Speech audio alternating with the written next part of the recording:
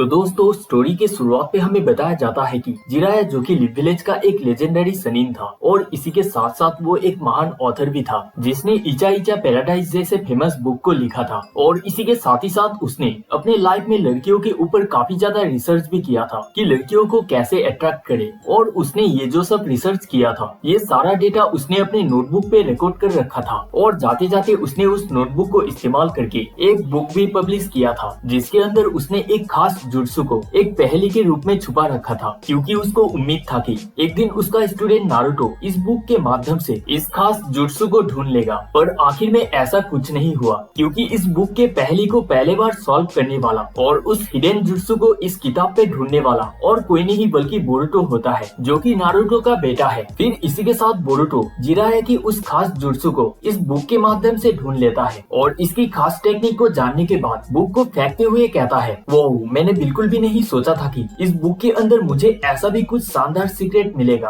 और मैं काफी ज्यादा सरप्राइज्ड होगी। आखिर अभी तक किसी ने भी इसको क्यों ढूंढ नहीं पाया होगा। आखिर कौन ही बिलीव कर सकता था कि ऐसा भी कोई जुत्सु हो सकता है जिससे तुम किसी भी लड़की को अट्रैक्ट कर सको। फिर एकदम से उस किताब को देखते हुए कहता है, पर एक सेकंड रुको, अगर मैं इसको यूज करूँ तो ये किसी को तो नुकसान नहीं पहुँचाएगा। चलो एक बार टेस्ट करके देख ही लेते हैं कि ये जुत्सु आखिर कैसे काम करता है। फिर बोरुतो इतना कहते ही उस जुत्सु को रिलीज करने लगता है और रिलीज करते करते अपने मन में कहने लगता है, मुझे बिलीव नहीं हो रहा है कि मैं सच में ये ट्राई कर रहा हूँ। अगर साराता को ये बात पता लग गई तो वो मेरा मजाक बना देगी। फिर इसी के साथ बोरुतो उस जुत्सु को रिलीज करता है, पर हम देखते हैं कुछ भी नहीं होता। और फिर बोरुतो कहता है, मैं एक बेवकूफ हूँ जिसने इस चीज पर विश्वास की। आखिर मैंने जैसा सोचा था वैसा कुछ नहीं हुआ। फिर इतने में ही तभी एकदम से बोरुतो को एक जोर का झटका लगता है और इसी के साथ उसको पता लगता है कि उसका सिग्नल टावर अब पूरी तरह से आउट ऑफ कंट्रोल हो चुका है। और इसी के साथ वो पूरी तरह से उसको संभालने की पूरी कोशिश करता है। और इधर हम देखते हैं हिनाटा बोरुतो का आवाज सुनकर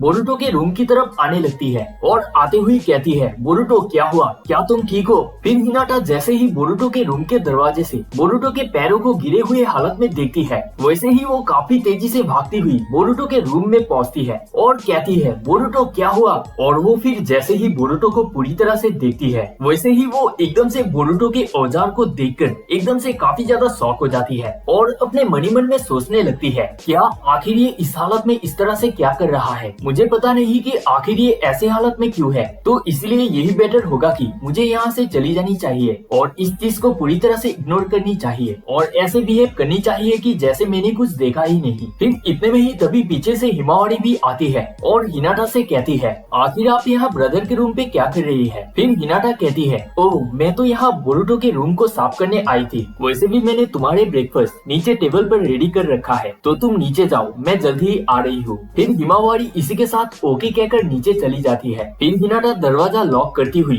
अपने मनी मन में कहने लगती है, उफ ये काफी क्लोज था, मैं क्या कहती अगर हिमावारी ये देख लेती तो। जो भी हो मुझे इस चीज को अब निपटा लेनी चाहिए। और इसी के साथ फिर हिनाटा बोरुतो को इस चीज का ट्रीटमेंट देती है और इसी के साथ साथ बोरुतो फिर से अपने होश में आने लगता है। और वो जैसे ही पूरी तरह से होश में आता है वैसे ही वो आगे की सीन को देखकर एकदम से चौंकते हुए कहता है, क्या आप भी क्या कर रही हो। और फिर इसी के साथ साथ बोरुतो का वांटेल भी शांत हो जाता है और हिनाटा भी फिर अपनी काम खत्म करके वहाँ से चली जाती है। फिर बोरुतो ये बात सोचते हुए सदमे में चला जाता है और सोचने लगता है कि ये सब क्या हुआ। और इसी के साथ फिर उस बुक को देखते हुए कहता है, ये सब इस बुक की गलती है, मैंने आखिर इस बुक के मुताबिक इस जुत्सु को तो रिलीज कर लिया, पर अब इसको रिव्यूज कैसे करूं। मुझे जल्दी से जल्दी होकागे ऑफिस जाकर इस चीज को जल्दी से सॉल्व कर लेना चाहिए, वरना ये जुत्सु आगे जाकर और ज्यादा प्रॉब्लम क्रिएट कर सकता है। और इसी के साथ फिर बोरुतो होकागे ऑफिस की ओर निकल पड़ता है। और इसी के साथ दोस्तों इसका पार्ट 1 भी यहीं पर खत्म होता है। अब आप सभी को इसका पार्ट 2 देखना है तो वीडियो पर जम के लाइक ठोक देना। इस वीडियो पे 500 लाइक होने के बाद ही मैं इसकी पार्ट 2 को ले आऊंगा। और इसी के साथ साथ आप सभी को आज की वीडियो कैसी लगी ये भी मुझे नीचे कमेंट पे जरूर बताना। तो दोस्तों thanks for watching and bye, मिलते हैं नेक्स्ट वीडियो पे।